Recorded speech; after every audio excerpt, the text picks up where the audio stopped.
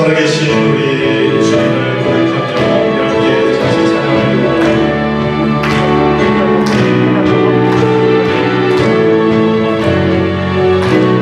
하나님의 독생자 예수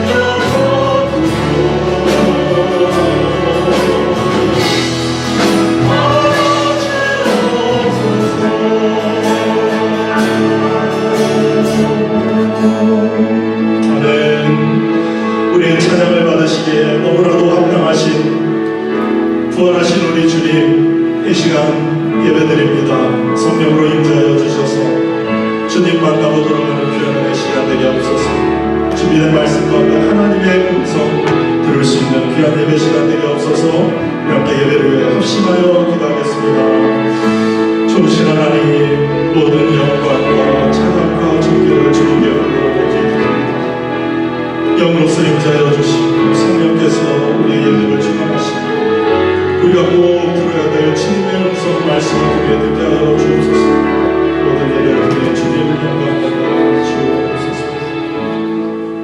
우리 모두 일어나셔서 모든 열방 죽을 때까지 찬양하시겠습니다.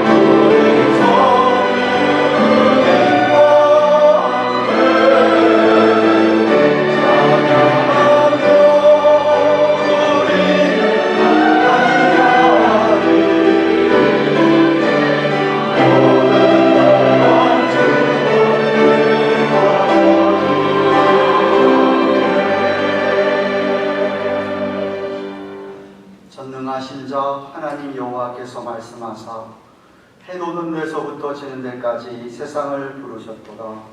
온전히 아름다운 시온에서 하나님이 빛을 발하셨도다. 내 백성아 들을지어다. 내가 말하리라. 이스라엘아 내가 네게 증거하리라. 나는 하나님 곧 내 하나님이로다. 감사로 하나님께 제사를 드리며 지극히 높으신 자에게 내 소원을 갚으며 환난 날에 나를 부르라. 내가 너를 건지리니 네가 나를 영화롭게 하리로다. 만군의 하나님 아버지, 오늘도 귀한 설 허락하시고 이부 예배로 살아계신 하나님께, 거룩하시고 전능하신 하나님께, 사랑이 많으신 하나님께 경배와 찬양을 올려드립니다. 이 한 시간 하나님 우리 가운데 친히 사정하시며 이 자리에 선 주의 백성들의 심령 위에 주의 성령께서 역사하여 주시옵소서. 그리하여 이 한 시간만큼은 오로지 하나님만 온 마음과 뜻과 정성 다하여서 주님께만 예배하는 귀한 경건한 자들 삼아 주시옵소서. 어찌하든지 우리의 마음을 모아 신령과 진리 안에 예배하게 하여 주셔서 하나님께서 연락하시는 예배, 사한 제사의 예배가 되게 하여 주옵소서.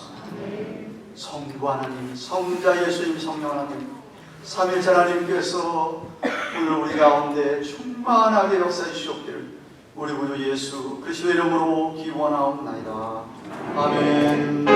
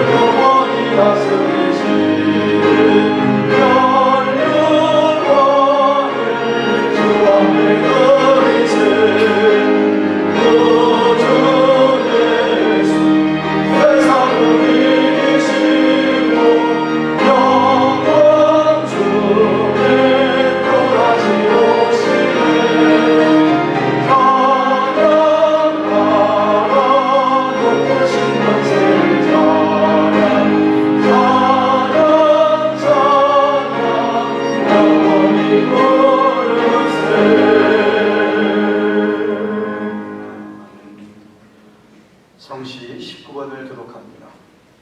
만군의 여호와여,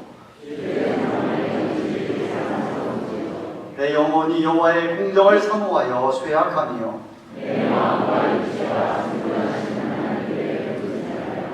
나의 왕 나의 하나님 만군의 여호와여,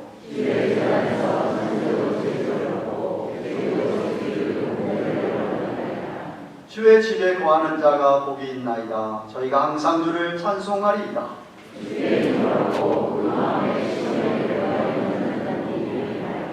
저희는 눈물 골짜기로 통행할 때에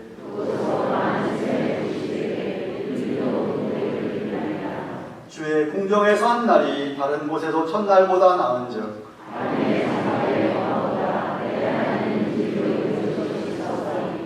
만군의 여호와여 주께 의지하는 자는 복이 있나이다. 아멘. 사도신경으로 신앙 고백드립니다.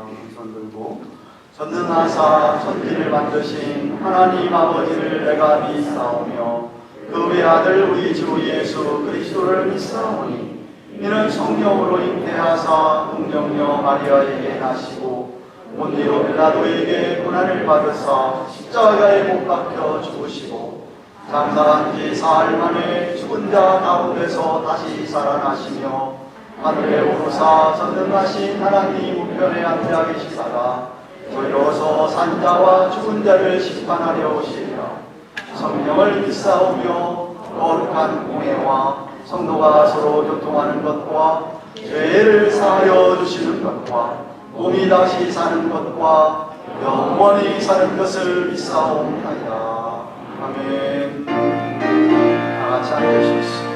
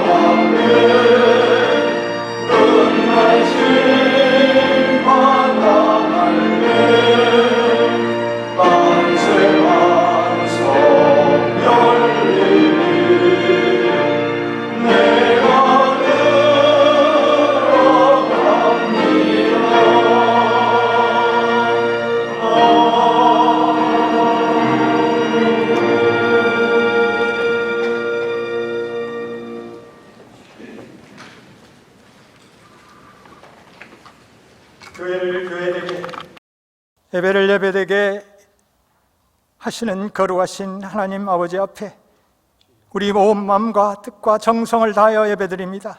감사와 찬송, 존귀, 영광 받으시옵소서. 우리를 향하신 주의 크고 놀라우신 한량없는 은혜와 사랑을 감사합니다. 지난 한 주간도 주님이 원하시는 뜻대로 살지 못한 것 많습니다. 용서하여 주옵소서. 육신의 정욕과 안목의 정욕을 물리칠 수 있도록 성령님 도와주시옵소서. 이 시간 이 예배와 모든 모임을 축복하여 주시옵소서. 저마다 한 심령 주님과 더욱 친밀한 교제로 나아가며 기쁨과 감사와 은혜가 넘치는 시간 되게 하여 주시옵소서. 예배 후에 각 지혜로 모입니다. 모이기에 힘써 주님 나라와 의를 위하여 선한 일을 위해 애쓰는 교회를 솔선수범하는 전도회들 다 되게 하옵소서. 오늘 또한 서로 조심하면서 점심 친교도 나눕니다. 수고하고 봉사하는 손길을 축복해 주시고 우리 모두 형제를 사랑하고 대접하기를 원하는 우리 되게 하시고 주님의 사랑을 본받고 힘없고 가난한 사람들의 진정한 이웃으로 사랑의 수고와 믿음의 역사와 소망의 인내를 이루는 참 좋은 교회가 되게 하여 주시옵소서. 6월에 출발하는 멕시코 단기 선교회 차질 없이 잘 준비된 대로 하나님 도와주시고 선교 모금을 위한 바자회와 골프대 모든 후원을 적극 동참하게 하시고 기도하게 하시고 성령님 도우심 받아 일어나 빛을 발하는 우리 교회가 되게 하여 주시옵소서. 우크라이나 전쟁이 속히 그치게 하옵소서. 곳곳에 분쟁과 아버지 아우성과 위험과 아버지 애통하는 소리가 넘칩니다.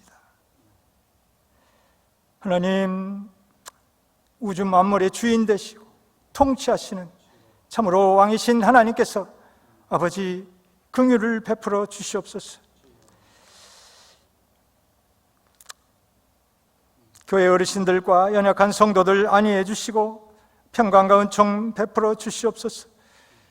영육간에 지치고 질병과 싸우는 성도들, 우리 전능하신 주님 권능의 손으로 기적의 손으로 어루만질사 속히 나음받고 함께 예배할 수 있게 도와주시옵소서.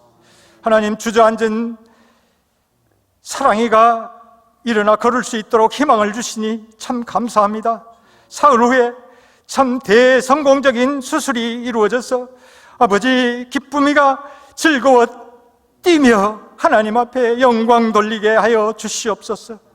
한편 아버지 슬픔 당하신 진정인 권사님 가족들, 하나님 부활 생명 되신 우리 주님의 위로와 평강이 넘치게 하여 주시고 남은 장례도 하나님 은혜 가운데 잘 치러지게 도와주시옵소서. 아버지, 이 시간 목사님 선포하시는 생명의 말씀이 우리의 심령 골수를 쪼개며 하나님 참으로 상한 심령이 되어서 회개하고 결단하며 아픈 참으로 상처들이 낫고 첫사랑이 회복되는 아버지 은혜가 충만한 축복의 시간 되게 하여 주시옵소서. 하나님, 또 먼 길을 출타하십니다.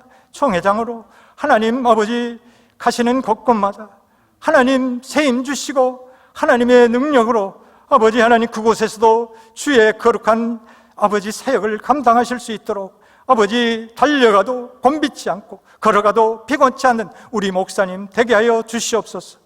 하나님, 글로리아 찬양대가 정성 들여 아버지 찬양하는 영성 깊은 큰 은혜 받으실 줄 믿사옵고 감사합니다. 예수님 이름으로 기도하옵나이다. 아멘.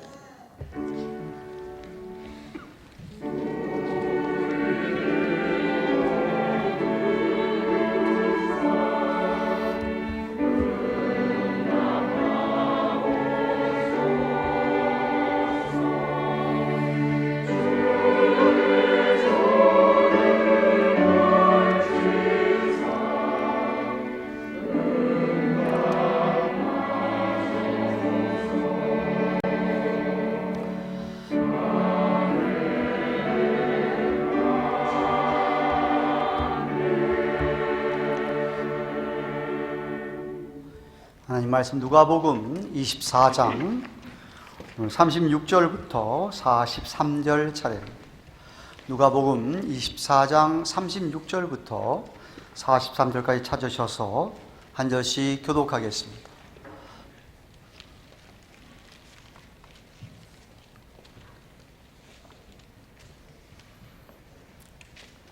찾으신 줄 알고 제가 36절을 받들어 읽겠습니다.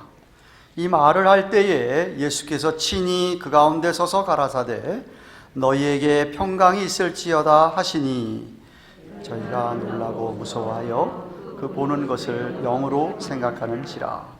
예수께서 가라사대 어찌하여 두려워하며 어찌하여 마음에 의심이 일어나느냐. 내 손과 발을 보고 나인 줄 알라.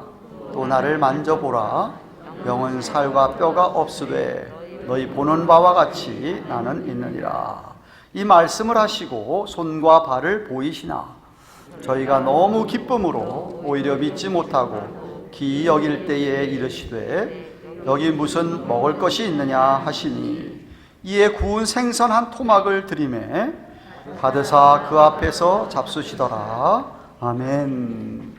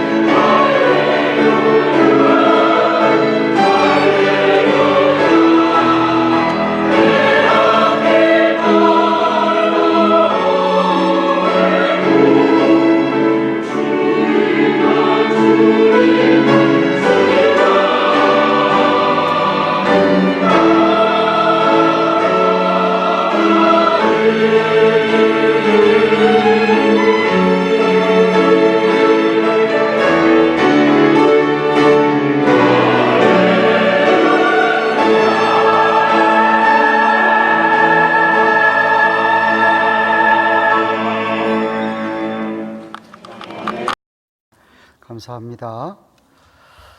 아마도 여러분 가운데서는 예수 그리스도를 믿은 지가 얼마 안 된 분이 있을지도 혹시 모르겠습니다. 그런데 아마 대부분은 예수를 믿고 시간이 꽤 많이 흘렀을 것이라고 생각을 합니다. 어떤 분은 2, 3년, 5년, 10년, 20년, 30년, 40년, 50년까지 되신 분이 있겠지요. 그런데 여러분이 신앙생활을 오래 해가면서 가장 경계해야 할 것이 있습니다. 여러분이 오늘 예배하는 예배 생활이나 또는 신앙생활 자체가 그저 형식에 지나지 않는 피상적이게 돼버리는 겁니다. 슈퍼피셜해지는 것이죠. 그저 타성에 젖어서 습관적으로 오늘도 주일이니까 예배는 와야 되겠고 해서 와서 앉아 계신다고 한다면 여러분 신앙에 굉장한 위기가 온 것이라고 생각하시면 됩니다. 다시 말하면 세상에서 생활할 때도 마찬가지고 예배를 와도 그렇고 여러분 마음속에 어떤 십자가의 감격이나 어떤 예수님을 생각하면 어떤 감동이나 어떤 그런 것이 우리 안에서 여러분 안에서 사라지어서 그저 밋밋하게 예수님께서 라오디게아 교회를 책망하셨을 때에 요한계시록 3장에 보면 뜨겁지도 않고 차갑지도 않는 미지근한 룩웜한 그런 신앙생활을 하고 있는 그들을 아주 책망하시면서 뜨겁지도 않고 차갑지도 않기 때문에 입에서 토해버리겠다라고 하는 말씀을 주셨어요. 전혀 감동과 감격이 없는 그런 신앙생활.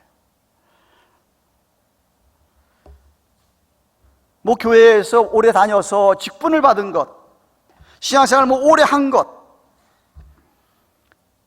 그것이 신앙을 좋은 것이라고 생각하시면은 오해입니다. 착각입니다.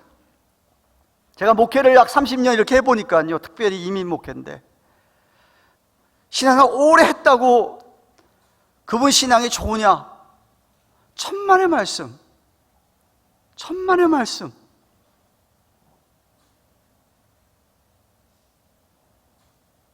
아마 그래서 예수님께서 먼저 된 자가 나중되고 나중된 자가 먼저 된다고 얘기하는지도 모르겠어요.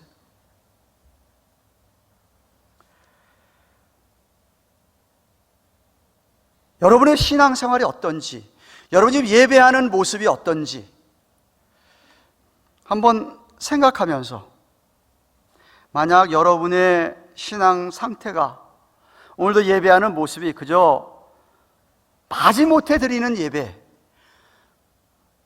밋밋한 예배라고 한다면 저는 오늘 여러분이 예배 가운데 우리 주님을 다시 만날 수 있기를 축원합니다. 어떻게든지 여러분의 사랑이 회복이, 여러분의 감격과 그것이 회복되어야 됩니다. 결혼 생활을 20년, 30년 해가면서 전혀 내 아내에 대한, 내 남편에 대한 사랑, 감격 이런 게 전혀 없다? 결혼 생활에 위기가 찾아온 겁니다. 부부가 그러면 큰일 나죠. 어쩔 수 없이 살아갑니까? 참 안 됐습니다.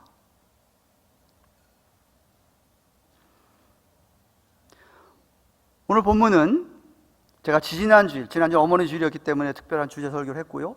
그 지난 주일에 이 누가복음 제 마지막 장 24장 13절부터 35절까지 예수님이 돌아가신 후에 부활하셨음에도 불구하고 부활한 그 아침에 예수님이 그저 돌아가셨다는 것만 생각을 하고 무덤이 비어있다는 얘기만 들어서 그런지 몰라도 온갖 실망과 좌절 속에서 주님을 이렇게 따라가던 제자 두 사람, 특별히 엠마오가 고향이었는데 글로벌한 사람 한 사람을 비롯해서 두 사람이 엠마오로 가다가 예수님을 만났습니다. 만나서 예수님께서 그들에게 하나님의 말씀을 잘 풀어 설명하니까 가슴이 뜨거워지고 영안이 열리면서 예수님을 알아보게 된 사실을 살펴보았습니다. 그들이 불이 나게 다시 예루살렘으로 돌아가서 제자들에게 그것을 이야기하고 싶어서 돌아가서 제들 모인 곳에 갔었을 때에 있었던 사건이 오늘 본문에 저와 여러분이 읽은 내용입니다. 주님께서 새벽에 부활하시고 아마 그날 저녁 밤쯤으로 생각이 됩니다. 제자들 서로 이야기를 나누면서 예수님의 무덤이 벼 있어? 이상한데? 또 어떤 사람은 누가 가져갔다고 얘기하는데 정말일까? 또 몇몇 여인들은 또 이야기하기를 예수님이 부활했다 하고 증거하는데 이 도대체 어떻게 된 거냐 하면서 불안해했습니다. 왜? 자기들 이렇게 따라가던 예수님을 비참하게 십자가에 못 박아 죽여버린 그 로마 군인들과 유대 종교 지도자들이 자기들이 그렇게 예수님을 따라갔기 때문에 자기들한테도 그렇게 못된 짓을 할 것 같으니까 두려워하면서 어느 집에, 아마도 마가의 다락방에 있는 집이었는지 모르겠습니다만 어느 집에 들어가서 그 집에서 문을 꽉 잠궈놨다고 요한복음 20장에는 얘기를 합니다. 문을 꽉 닫혀놓고 그들끼리 비밀스럽게 모여서 서로 이야기를 나누는 것이었습니다. 이미 가롯 유다는 죽었죠. 그러니까 11사도라고 성경이 얘기하고 있습니다. 11사도와 엠마오에서 온 두 제자와 또 다른 제자 몇몇이 모여 있었습니다. 근데 바로 그때 부활하신 주님께서 그들 앞에 나타나셨습니다. 찾아오셨습니다. 분명히 문을 꽉 닫아 놓았다고 했는데 아니 자기들 눈앞에 예수님이 등장한 것이에요. 오늘 36절에 보면 그 모인 그 장소에 엠마오로 가던 두 제자가 자기들이 경험한 일을 말할 그때였다고 했습니다. 갑자기 눈앞에 예수님이 나타나셔서 그들 가운데 서서 이렇게 얘기합니다. 너희에게 평강이 있을지어다. 샬롬 알레이크라고 하는 아람어로 얘기하셨다고 생각을 합니다. 너희에게 평강이 있을지어다. 제자들이 너무 놀랐습니다. 무서워해서 유령인 줄 알았다고 37절에 얘기합니다. 유령. NIV의 번역이 잘 됐습니다. ESV에는 그냥 스피릿이라고 번역되어 있는데 NIV에 고스트라고 번역되어 있어요. 우리말로 번역하면 귀신입니다. 당시 유대 전승에 의하면 유대인들에게 유령이 나타난다고 하는 것은 나쁜 의도를 가지고 나타나는 것으로, 마치 우리가 귀신 얘기하면 귀신 하면은 그 안 좋은 뉘앙스가 느껴지듯이 귀신처럼 느꼈다 이거예요. 유령이 나타난 줄 알았습니다. 하지만 부활하신 예수님의 몸은 정말 신비로운 몸이었기 때문에 시간과 공간을 초월해서 정말 문도 열 필요가 없이 그 자리에 등장하시게 된 것이었습니다. 제자들은 믿을 수가 없었습니다. 눈과 귀를 의심했습니다. 아니 장사 지낸 바 되신 분이 문도 열지 않고 낭낭 노크도 안 하고 들어오셔? 그리고 오셔서 하시는 말씀이 너에게 평강이 있을지어다 말씀을 하셔. 얼마나 놀랄 일입니까? 그래서 예수님께서 38절에 이렇게 얘기하십니다. 예수께서 가라사대 어찌하여 두려워하며 어찌하여 마음에 의심이 일어나느냐 라고 하시면서 제자들이 믿을 수 있도록 자신의 손과 발을 보여주셨다라고 얘기합니다. 십자가에서 긴 못에 박혔던 손에 못 자고 있었을 것이라고 생각이 되는데 요한복음 20장에 의하면 허리에 찔린 창에 찔린 이 허리까지 보여주셨다, 몸을 보여주셨다라고 기록하고 있습니다. 그 모습을 보고서는 너무 기뻐서 오히려 믿지 못해서 기여겼다고 누가는 41절 상반절에 기록합니다. 아마도 반신반의했으며 자기들의 눈을 의심할 수밖에 없었겠죠. 그렇죠? 하지만 분명히 자기들이 3년 동안 쫓아다녔던 예수님인 것을 알아보았기 때문에 깨닫게 되니까 잠시 동안 마비가 된 채 어쩔 줄을 몰라 했던 것 같습니다. 그런데 예수님께서 41절 하반절에 뭐라고 얘기하시죠? 야, 니들 가운데 먹을 게 좀 있느냐 물어보십니다. 누가 내놨는지 모르지만 생선 한 토막을 내놨다고 합니다. 예수님이 생선 한 토막을 잡수셨어요. 43절에 잡수시더라. 그렇게 하심으로 자기가 유령이 아니다 이거죠. 고스트가 아니라 진짜 살아나신 예수님인 것을 그들에게 보여주셨죠. 실체를 입증하신 것이었습니다. 그제서야 제자들이 이제 믿게 되었던 것이었죠. 이렇게 부활신앙이라고 하는 것은 naturally, 자연스럽게 아주 자동적으로 믿어지는 것은 아닙니다.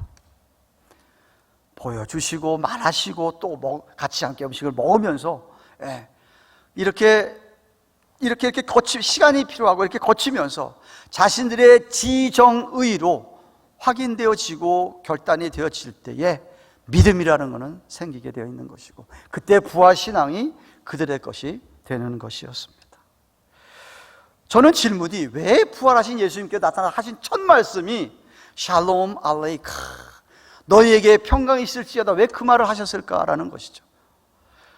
목사님, 그거 유대인들 만나서 하는 이야기, 샬롬 샬롬 인사하는 거 아닙니까? 저는 그렇게 생각하지 않습니다. 그냥 거칠의식으로 하이 그 자리에 하이라고 하셨다고 저는 생각하지 않습니다. 주님은 그들이 그 자리에 모여서 불안해하고 두려워하고 무서워하는 것을 알고 있으셨기 때문에, 그들에게 지금 필요한 것이 peace, 평강이었기 때문에 너에게 평강이 있을지어다 라고 하셨다고 저는 생각을 합니다. 오늘날도 마찬가지입니다. 저와 여러분들이 이 세상을 살아가면서 종종 불안해하고 두려워할 때가 분명히 있죠. 우리 자신의 힘으로 지금 앞에 놓여진 문제, 이거 도저히 감당할 수가 없어서 이거 어떻게 하면 좋겠느냐 두려워하기도 하고, 혹은 개인적인 문제나 가족의 질병 문제 아니면 재정 문제로 불안해하면서 우리는 때때로 우리의 마음이 혼란하고 어려울 때가 있습니다. 젊은 사람들은 이해하지 못하지만 저나 저보다 나이 많으신 분들은, 여자분들은 조금만 몸에 이상이 오면 겁부터 납니다. 이게 뭐지? 암인가? 겁부터 집어먹습니다. 생각지도 못한 어떤 일이 닥치면 찾아오는 게 불안과 두려움입니다.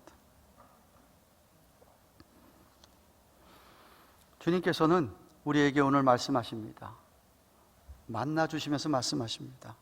네가 걱정하고 염려하는 그 모든 것, 불안해하는 것, 두려워하는 것 다 나한테 내려놓아라. 내가 너에게 평강을 준다. 내가 너에게 평안을 주노라 라고 주님이 우리를 만나주시는 것이에요. 그렇기 때문에 우리에게 필요한 것은 부활하신, 승천하신 주님, 오늘도 영으로 우리와 함께 계시는 우리 주님과 함께 늘 동행하는 것입니다. 늘 주님을 만나려고 애를 쓰고, 주님이 옆에 있는 것을 내가 경험적으로, 체험적으로 느끼면서 살아야 하는 것입니다. 그런 사람은 어떤 어려움 속에서도 평강을 누리게 됩니다. 주님께서 평안을 주시기 때문입니다. 믿으시기 바랍니다. 그런데 여러분, 오늘 이 구절에는, 오늘 본문에 빠진 놀라운 이 사건과 예수님의 말씀이 요한복음에 있는데, 여러분 요한복음 20장을 저랑 같이 잠시 펴보십시다. 요한복음 20장을 지금부터는 펴시고 19절부터 보십시다. 요한복음 20장 성경을 펴십시오. 요한복음 20장 19절, 오늘 본문과 똑같은 병행 구절인데 요한은 이렇게 기록합니다. 19절에 이날 곧 안식 후 첫날 저녁 때에, 부활하신 그날 저녁 때입니다. 제자들이 유대인들을 두려워하여 모인 곳에 문을 닫았더니 예수님께서 오사 가운데 서서 가라사대 너희에게 평강이 있을지어다. 제가 조금 전에 누가복음에서 살펴본 말씀입니다. 그런데 20절 말씀 보시면은 이 말씀을 하시고 손과 옆구리를 보이시니, 누가복음에는 발도 보이셨는데 옆구리도 보이시니 제자들이 가라사대, 제자들이 주를 보고 기뻐하더라. 그랬더니 21절에 예수께서 또 가라사대 너희에게 평강이 있을지어다. 두 번째 평강이 있을지어다 또 말씀을 하십니다. 왜 첫 번째 너희에게 평강이 있을지어다 말씀하시고 또 두 번째 저들이 믿게 되고 하니까 평강이 있을지어다 또 이야기를 하셨느냐, 이 말입니다. 저는 생각할 때 첫 번째 말씀은 너희들이 지금 겪고 있는, 이 지금 문을 꽉 잠궈 놓고 불안해하고 떨고 있는 너희에게 지금 이 시간에 평강이 임하기를 바라고, 평강을 주시면서 그 다음 또 하시는 말씀은 이제 이 문을 떠나서 세상 속에 나아가서 너희에게 있어야 할 평강 때문에 말씀하셨다고 생각합니다. 왜냐하면 그 21절을 보십시오. 21절 보셨죠? 22절 21절 보시면은 예수께서 가라 너에게 평강이 있을지어다 하시고 하반절에 아버지께서 나를 보내신 것 같이 나도 너희를 보내노라 이렇게 얘기하십니다. 드디어 11 사도가 진짜 사도, 11 제자가 사도가 되는 장면입니다. 사도란 말, 아포스톨로스란 말은 보냄을 받았다는 뜻이거든요. 그러니까 예수님 하시는 말씀, 하나님이 자기를 하늘 보좌를 버리고 이 땅에 오셔서, 하나님 보내셔서 이 땅에 오셔서 자기는 그렇게 사역을 하고 이제 죽고 십자가에 돌아가시고 부활하시고 승천해서 돌아가시는데, 제자들에게는 뭐냐면 너희들도 아버지가 나를 보낸 것처럼 세상에 너희를 보내겠다 이겁니다. 그냥 보내는 게 아니라 사명을 줘서 보내겠다는 것이죠. 사명을 줘서 보내겠다. 12 사도는 그렇게 사명을 받았습니다. 예. 다시 말하면 저와 여러분이 주님을 만나서 평강을 누리게 되고 내 앞에 닥쳐진 여러 가지 문제나 어려움에 힘들었는데 주님께서 찾아오셔서 내게 은혜를 주시고 평강을 주셨다고 한다면 그 다음에 가만히 있어서는 안 되고 그 다음은 여러분이 세상에 나가야 됩니다. 그 소리는 여러분이 있는 가정이든 직장생이든 사업체든 어느 곳에든지 여러분은 하나님이 나를 보내셨다고 생각하고 거기서 선교적인 삶을 살아야 합니다. 그게 사도로 보낸다는 거예요. 보낸다는 거예요. 너희를 보내노라. 앞으로 그 사명 감당할 때, 가서 성교의 삶을 살 때에 찾아오는 또 불안감, 두려움, 여러 가지 핍박이 있을 때에 그때 주님께서 여러분에게, 우리에게 평강을 주시겠다. 그 두 번째 또 얘기하시는 거라 이 말입니다.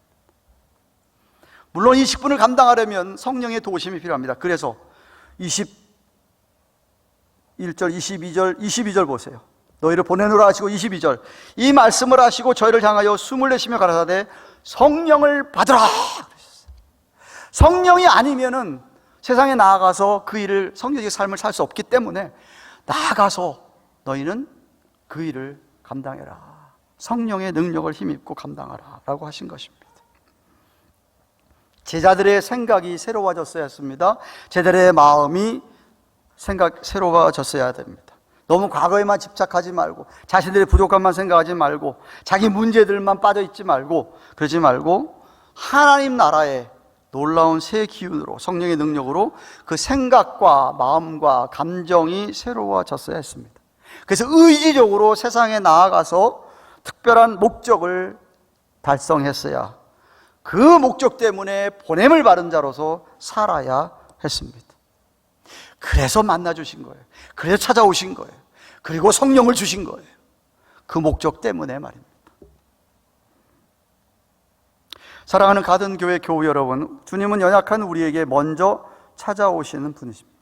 엠마오로 가던 제자들에게도 먼저 찾아주셨듯이 여기 지금 집에서 문을 딱 닫고 자기들끼리 불안하면서 얘기하고 그들에게도 먼저 주님께서 찾아와 주셨듯이 우리들도 주님께서 주권적으로 우리를 만나 주셨고,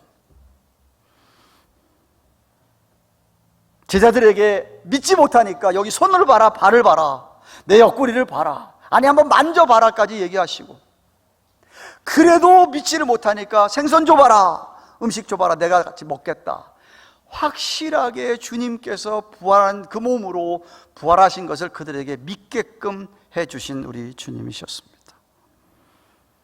부활 신앙을 확실하게 심어주시고 그리고 나서는 그들에게 사명을 주셨습니다. 그래서 그들은 오순절 주님 승천하시니 열흘 만에 오신 성령님의 강림하시로 말미암아 그 이로부터는 11 사도를 비롯해서 마띠아 12번째를 비롯해서 많은 500여 형제를 비롯한 사도들과 많은 주님의 제자들이 부활의 증인으로 살면서 복음을 전했습니다. 그 기록이 사도행전입니다. 사도들이 그런 놀라운 은혜를 받고 보냄을 받아서 일하고 세계 선교를 했던 그런 기록이 사도행전입니다. 사랑하는 여러분, 여러분은 무엇이 오늘 지금 여러분을 불안하게 하고 두렵게 합니까? 우리가 이 세상에 살면서 분명히 당하는 여러 가지 어려움, 고통, 때로는 실패할 수도 있고 핍박당할 수도 있고 또 어떤 때는 슬픔을 당하여서 우리 마음이 아파할 경우도 분명히 있을 것이다 하는 것을 우리 주님이 다 아십니다. 그래서 오늘도 주님께서 말씀하십니다. 샬롬 알레이크, 너희에게 평강이 있을지어다. 주님께서 너희에게 평강을 주노라. 그 말씀을 오늘도 우리에게 하십니다. 요한복음 16장 33절에서 주님 오신 까닭을 이렇게 설명합니다. 너희로 내 안에서 평안을 누리게 함이라. 세상에서는 너희가 환난을 당하지만 담대해라. 내가 세상을 이기었노라. 우리가 모든 상황 속에서도 담대할 수 있는 까닭은 바로 이겁니다. 우리가 오늘도 함께 하시는 예수님은 세상을 이기신 분이시고 사망 권세 이기신 분이고 죽음을 이기신 분이고 이 세상 모든 사단 마귀 인간의 모든 고통 슬픔 다 이기시고 부활하신 그 주님, 승천하신 바로 그 주님이기 때문에 우리는 모든 상황 속에서도 얼마든지 담대할 수 있습니다. 그런 분이 옆에 계신데 뭘 두려워하고 불안해 하시겠습니까? 저는 오늘 예배를 드린 여러분 거의 다는 다 이미 부활하시고 승천하신 주님을 만났고 성령을 받으신 줄로 믿습니다. 그런데 제가 서론에 말씀했었지, 그럼에도 불구하고 여러분 자신에게 만약 제가 물어본다면 여러분 가슴에, 여러분 마음에 그 십자가의 감동과 감격, 그 부활의 감격, 그 정말 부활한 주님이 눈앞에 나타났을 때 이 제자들이 느꼈던 그 감동, 그것이 여러분 안에 생생하게 오늘도 남아 있느냐는 말입니다. 그래서 오늘도 그 주님과 함께 이렇게 예배하고 성령의 지배를 받으며 성령 충만함으로 예배를 드리고 계십니까? 목사님, 안 그런 것 같은데요. 어떻게 하면 좋지요? 주님을 사모하십시오. 주님 만나 주십시오. 먼저 오시는 주님이신데 여러분이 얘기하면 못 만나 주실 분, 안 만나 주실 분 결코 아닙니다. 꼭 만나 주시고 여러분에게 평강을 허락하여 주실 줄로 믿습니다. 그래서 그 사랑과 그 은혜로 우리를 변화시켜 주십니다. 바꾸어 가십니다. 담대하게 이 세상에서 주님 주시는 평안이 있다고 한다면 그 평안으로 여러분 그 자리에만 머물러 있을 수가 없습니다. 교회 안에서만 일하는 것 아닙니다. 교회 안에서만 신앙 열심히 하는 것처럼 하는 것 결코 아닙니다. 교회 바깥에서 저와 여러분은 사명을 감당해야 합니다.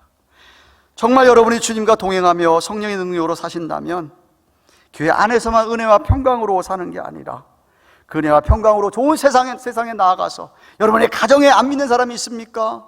여러분의 직장에 안 믿는 사람이 있습니까? 여러분의 사업체에, 여러분 주위의 친구들 가운데 누구에게든지 전에는 교회를 다녔는데 다 신앙 잊어버리고 세상 사람과 방불하게도 그렇게 살아가는 사람들이 주위에 있습니까? 그들에게 여러분이 복음을, 주님의 사랑을, 말씀을 전해야 합니다. 행동으로 전해야 됩니다. 입으로만 전하는 게 아닙니다. 입으로도 전해야지만 여러분의 행동이 필요한 것입니다. 성경은 우리를 빛이라고 이야기합니다. 소금이라고 이야기합니다. 너희는 세상의 빛이다. 너희는 세상의 소금이라고 이야기합니다. 불을 밝히는 등이다 이거죠. 불을 밝히는 등이라 이거예요. 이 등이 꺼져 있으면 여기가 깜깜합니다. 켜 있기 때문에 여기가 환하게 되는 것입니다. 여러분의 가정이든 여러분의 직장이든 여러분 사업체든 여러분이 거기서 그 어두운 곳에서 불을 밝혀야 되는 것이죠.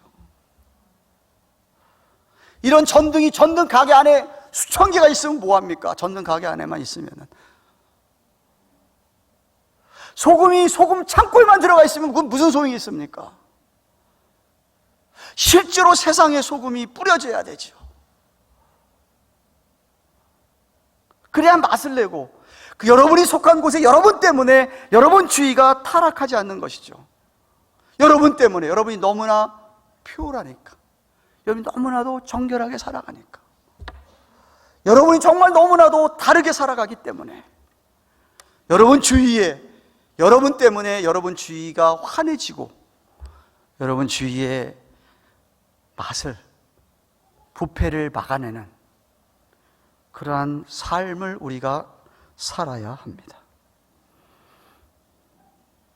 교회의 본질은요, 불쌍한 불의익들 도우라고 교회 세우신 것 아니에요. 교회의 본질은요, 죄 사함의 이 복음, 이 평안과 이 모든 죄의 굴레로부터의 자유하는 이 복음을, 이 말씀을, 이 사랑을 전하라고 교회를 세우셨어요. 여러분을 그 목적 때문에 부르셨어요. 물론 교회가 구제사역 해야죠, 구제. 그래서 우리가 우크라이나 그렇게 힘들면 우리도 보내잖아요, 돈. 해야 되죠. 근데 제 얘기는 그게 주된 목적이 아니라, 그게 우리가 진짜 해야 될 일이 아니라는 거예요. 안 믿는 사람들도 그거 하잖아요. 안 믿는 사람들도 해요. 한국어 신문, 중앙일보 신문에 우크라이나, 그렇게 많이들 돈 내요. 그 안 믿는 사람도 하는 거예요. 믿는 사람뿐만 하는 게 아니에요. 근데 믿는 사람들하고 교회라고 한다면 그게 첫째 일이 아니고, 우리가 할 일은 잃어버린 영혼들에게 복음을 전해서 돌아오게 하는 거예요. 예수님께서 제자들을 부르시면서 뭐라 그랬어요? 너희는 사람을 낚는 어부가 되게 하리라. 사람을 낚는 어부가 되게. 여러분 때문에 누군가가 낚여졌습니까? 여러분 때문에 누군가가 이 자리에 앉아 있습니까? 여러분 누군가가 지금 신앙생활 잘 하고 있습니까? 교회 생활을 10년, 20년, 30년, 40년, 50년 했으면 뭐해? 한 사람도 주 앞에 불러내온 사람이 없어. 상당히 심각한 겁니다.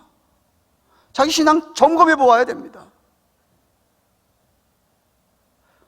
여러분 때문에 누군가가 선한 영향을 받고 있어야 된다는 이야기죠. 선교적 삶을 살아드려야 된다는 거예요. 물론 내가 그렇게 살아도 한 사람도 안 돌아올 수 있어요. 어느 선교사님 가서 40년 선교했는데 한 사람 돌아왔다나? 그럴 수 있어요. 제 얘기는 그 결과는 주께 맡겨놓더라도 여러분의 삶 속에, 여러분의 행동 속에, 여러분이 세상 사람들과의 관계 속에 정말로 부활신앙을 갖고 있는 사람처럼 살아드림으로 말미암아 여러분 주위가 임팩트를 받고 있냐 이거죠.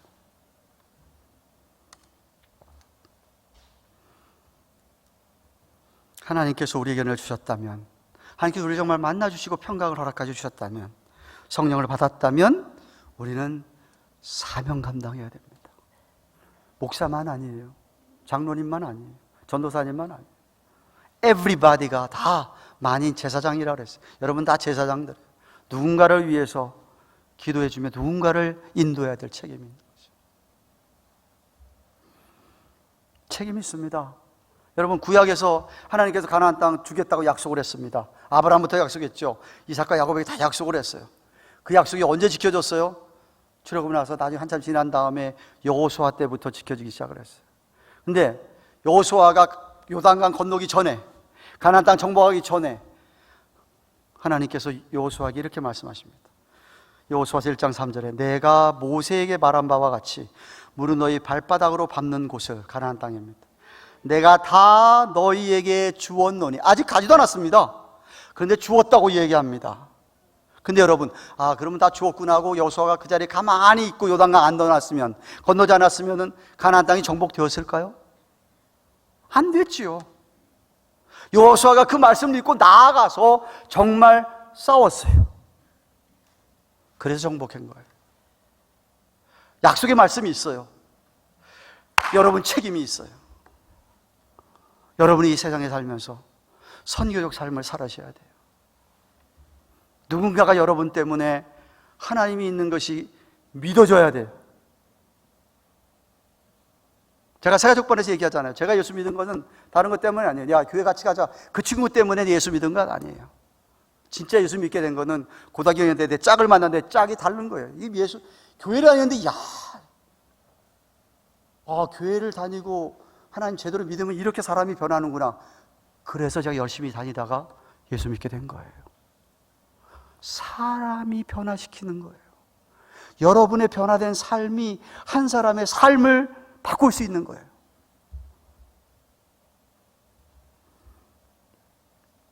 말씀했습니다. 사랑하는 여러분, 혹시 과거의 실패, 실수로 인해서 의기소침해가지고 마치 오늘 이렇게 제자들이 문 꽉 걸어 잠그고 어느 집에서 그냥 웅성웅성 모여서 불안해하고 얘기하고 있는 그 제자들처럼 낙심되면서 내가 뭘 해? 내가 아무것도 못해. 내가 무슨 전도를 하고 내가 뭘 해? 라고 말씀하시는 분이 계십니까? 주님을 다시 만나시기를 바랍니다. 주님의 십자가의 사랑을 다시 한번 경험하게 되기를 바랍니다. 성령의 충만을 받으셔야 됩니다. 자아를 내려놓으셔야죠. 여러분, 자아를 내려놓으셔야 됩니다. 불신앙의 죄를 회개하고 그거 다 용서해 주시는 주님 앞에 주님께서 샬롬 알레이크라고 하는 평강을 여러분이 누리시고 사명을 감당하시기를 축원합니다. 우리 가든교회 교우라면 누구나 한 사람도 빠짐없이 다 부름을 받은 자로서, 세상으로 보냄을 받은 자로서 정말 여러분이 교회에 와서 예배드리고 교인들과 만나서 교제하고 친교하고 섬기고 봉사하는 것보다 더 중요한 게 교회를 떠나서 여러분 집에서, 가정에서, 여러분의 직장에서, 여러분 사업체에서 여러분이 어떤 모습으로 사느냐가 훨씬 더 중요합니다. 그것 때문에 우리가 예배하는 거예요. 그것 때문에 말씀을 듣고 그것 때문에 봉사하는 거예요. 그래서 우리 모두가 세상에 보내노라는 말씀에 순종하면서 보냄을 받은 자처럼 선교적 삶을 살아가시기를 주님의 이름으로 축원합니다. 기도하십시다.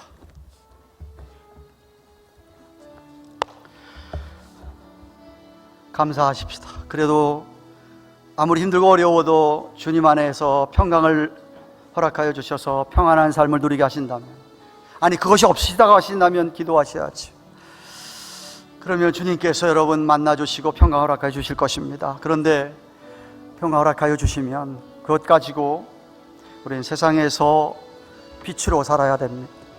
소금 맛을 내어야만 합니다. 성교적 삶을 살아야만 합니다. 성령님의 도움이 필요하죠. 그래서 성령을 주셨습니다.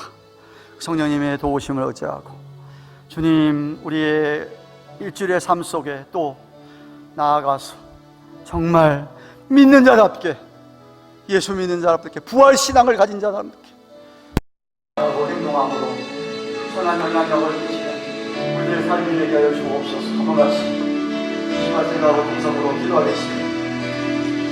구하오신 하나님 감사합니다. 오늘 누가 보면 하나님의 삶을 가시는 예수님께서 우리 아들을 찾아오시는 삶을 살펴보았습니다. 하나님, 우리들 가운데 세상의 문제로 말미암아 두려워하고 무서워하고 불안해하는 계십니까? 주님 만나주시고 찾아가 주셔서 평강으로 평안으로 은혜로 저를 채워주시옵소서. 주는 평안을 가지고 나아가기에 보내받은 자람께 속의 삶을 살아가기에 기도하며 기대하여 주시옵소서.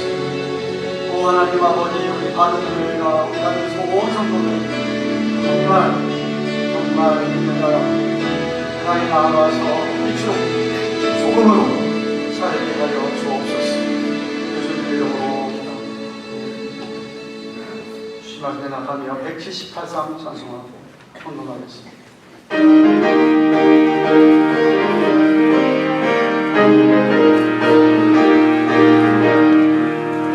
은혜가 풍성한 하늘이 있는 한 사람처럼 언제나 오늘도 함께 감사로 보내주시고 그가 성령의 은사를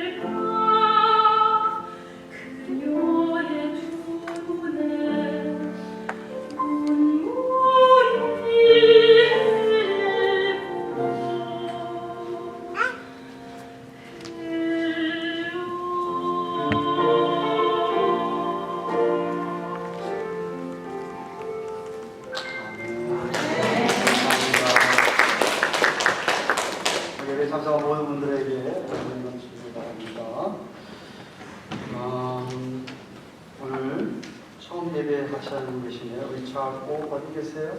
한번 하시겠습니까? 네, 한번 하세요. 환영합니다. 반갑습니다.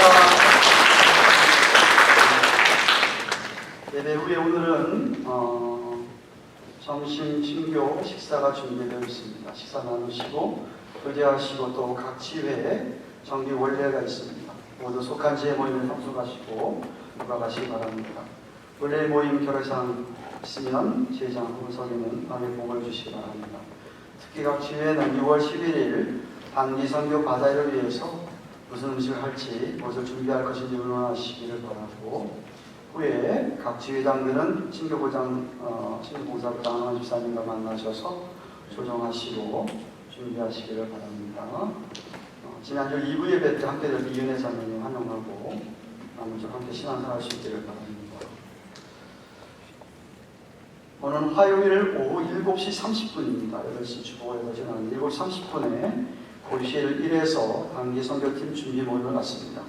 선교부원들과 단기 선교팀은 모여주시기를 바라고요. 계속해서 올여름 단기 선교에 기도해 주시기 바랍니다. 6월 11일 가자일도 18일 그때 적극적으로 참여해 주셔서 선교팀에 든든한 후원을 받게 해주시면 감사합니다. 계속해서 여러분 옷이나 신발은 모아주셨다가 6월에 간구하면 가져다 주십시오. 오늘 수예배는 베드로, 여호수아 전도의 헌신 예배를 드립니다. 잘 준비하셔서 베드로, 여호수아는 모두 다 참석해 주시기 바라고, 많은 성도님 참석하셔서 경배해 주시기 바랍니다. 이번 달에도 각 구역 모임이 있습니다. 축하신 구역 모임에 열심히 참석하시고 권사님들은 구역 모임 보고 해주시기 바랍니다. 가든 시녀센터 교실을 어제 시작했습니다. 그동안 강사님 한국을 방문하시느라고 못했다가 어제 처음으로 모였는데, 다음 모임은 2주 후에 58일에 있다고 합니다.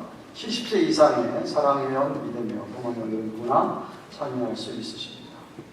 제가 이번 주말에 LA 동양 선교교회에 재직 수련회와 집회가 있어서 또한 그 팔로잉 먼데이에는 월요일부터는 목요일까지 샌프란시스코 오클랜드 우리 교회에서 총회 운영회, 올해 있을 총회 운영위원회 모임이 있습니다. 그래서 출타하는데, 또 그리고 지난 11일이 여러분이 많이 기도해 주셨던 우리 손녀딸 27주 만에 태어난 인큐베이터 딸이, 손녀딸이 돌을 맞이했어요. 그래서 너무 감사하고 가는 김에 또 동산치도 같이 하려고 합니다. 제가 없는 동안에 교회를 지켜주시고 열심히 하시고 위해서 기도해 주시기를 바랍니다.